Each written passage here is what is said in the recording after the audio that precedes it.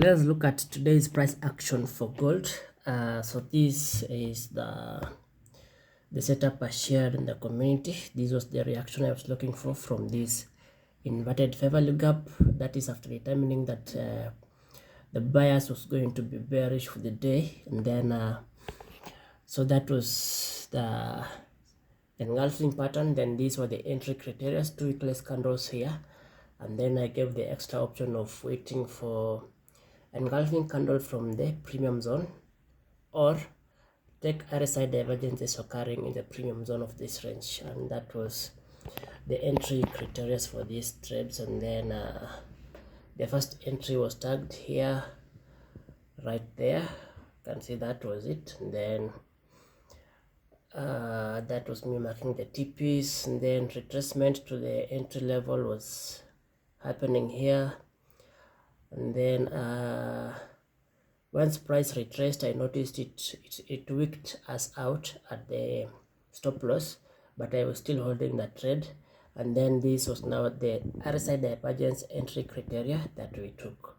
Not necessarily we took, because I wasn't on the charts, but it was still a valid entry. And now that is how we have had this trade.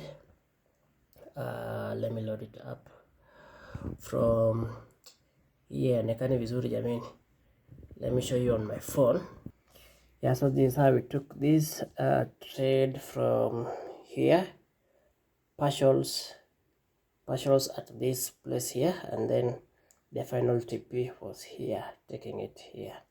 So these are partials and then full TP. So let me now get into the charts. I'll show you how we did it. And now this is price action review for gold.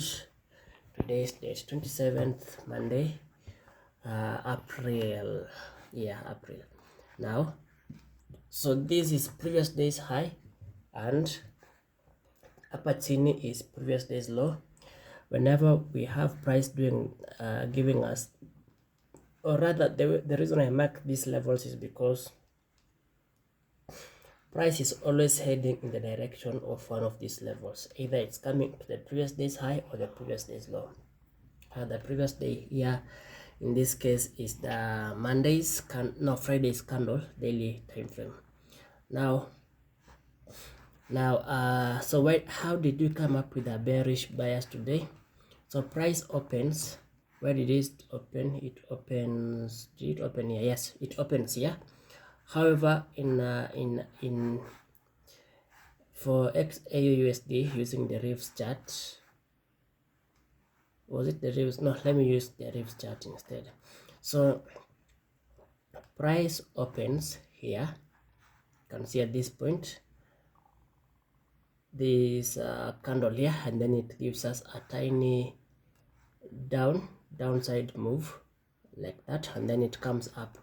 Now it starts coming up, then it sweeps this liquidity and this one, and then it gives us a market structure shift right here. This is an MSS, a market structure shift. So the moment we had this market structure shift, then we had a tentative bearish bias, and then it was followed by this. So this was the first reaction of this fair value gap, where we would have taken a trade, but we didn't. So instead we were waiting for